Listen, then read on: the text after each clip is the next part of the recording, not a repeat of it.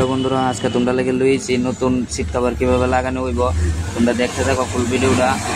আর আমরা যাওয়ার পরে এরা সিট কভারটা খুলে লাইলো, তোমরা দেখতে পেতেছো।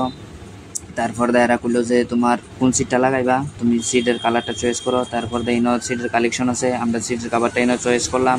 পুরান সিট কাভারটা এনে খুলে ফেলাই দিল। এরপর একটু পঞ্চটা নাই, কারণ পুরান সিট তো পঞ্চটা কম, এর লিগে পঞ্চটা এরা লাগাই দিল, তোমরা দেখতেই পেতেছো।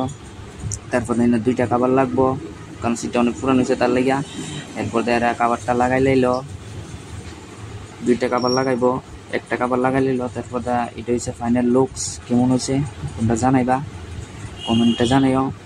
এটা হচ্ছে ফাইনাল লুকস সিটের।